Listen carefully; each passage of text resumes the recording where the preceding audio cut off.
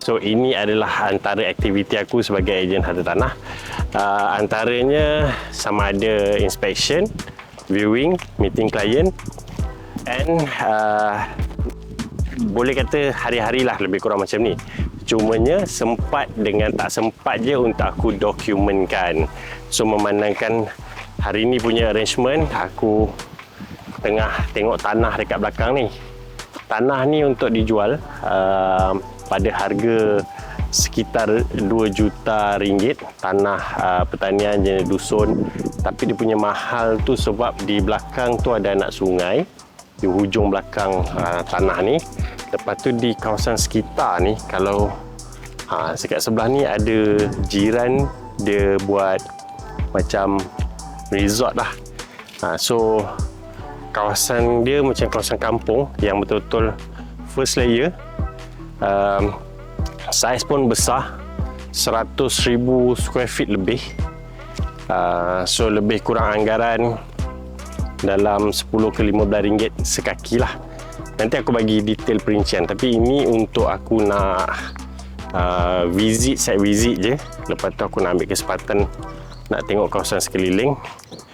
Tu yang aku ambil sikit lah point clip untuk aku masukkan dalam konten aku. Alright.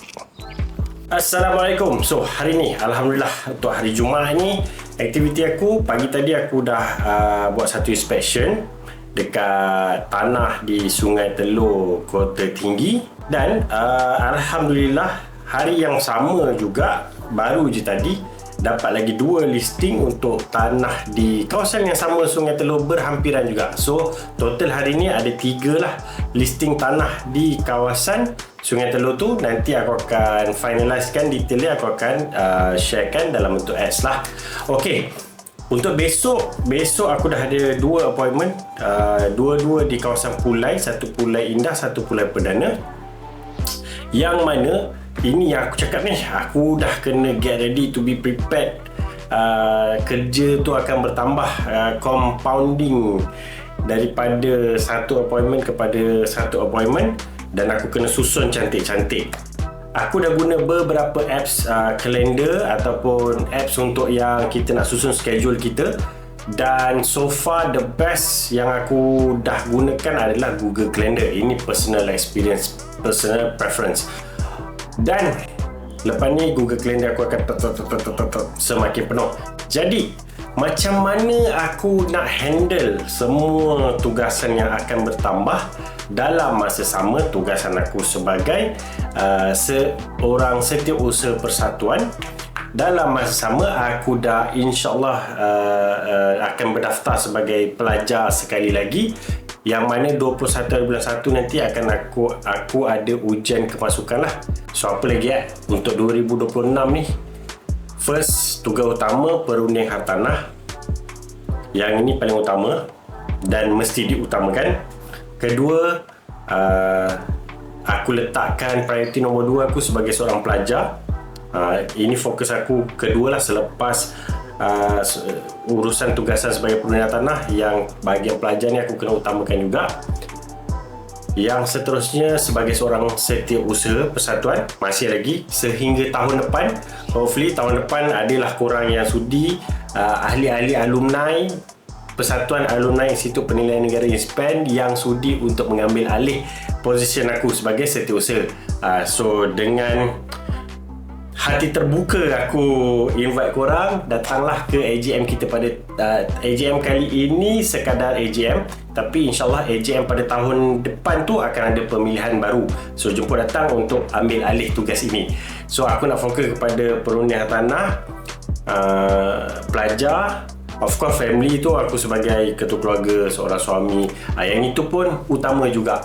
Jadi macam mana aku nak susun semua ni, aku tadi duk fikir masa solat, aku dah, dia macam kadang-kadang kepala otak ni itulah aku dalam ni, kelemahan aku lah sebagai seorang Muslim juga ni, kekurangan aku.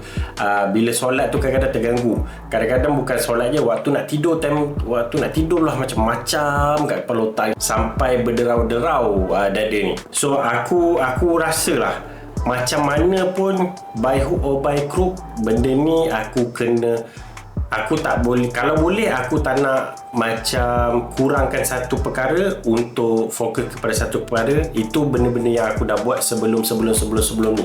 Afif Azman yang dahulu tu macam tu.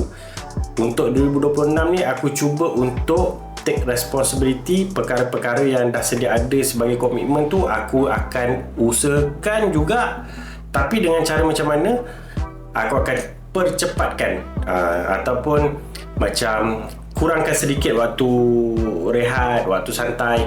Ada je masa aku akan fokus utamakan untuk menyiapkan tugasan-tugasan aku. Macam video ni aku cuba buat juga untuk perkongsian macam mana aku nak manage aku punya masa, tugasan aku, apa yang aku perlu buat. So aku habis je solat asar tadi, terus cepat-cepat set up video ni.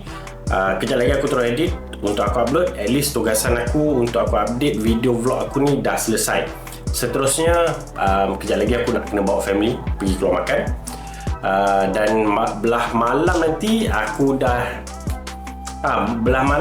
nak kena prepare untuk besok punya appointment.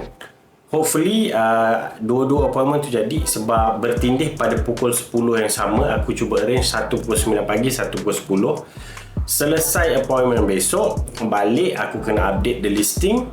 And aku nak, kalau ada selesai, bukan kalau ada lah, kalau selesai aku punya urusan-urusan tugasan sebagai pembina hartanah ni, aku nak start untuk revise, study sikit, sebab nanti 21 hari bulan 21 hari bulan nanti ada ujian kemasukan. Lain daripada tu, aku rasa apa lagi macam-macam. By the way, terima kasih kepada yang menonton video-video aku, yang video yang sebelum-sebelum ni, dan ada yang meninggalkan positif komen. Terima kasih banyak-banyak, syukran jazakallah. Aku akan cuba usahakan untuk continue sekurang-kurangnya. Aku punya objektif video aku, vlog aku ni, mungkin ada perunia hartanah yang baru start nak register sebagai rent dan sebagainya. Korang boleh tengok, this is my journey. Aku bukanlah contoh terbaik, tapi aku adalah contoh sebagai manusia yang ada masanya okey, ada masanya melakukan kesilapan.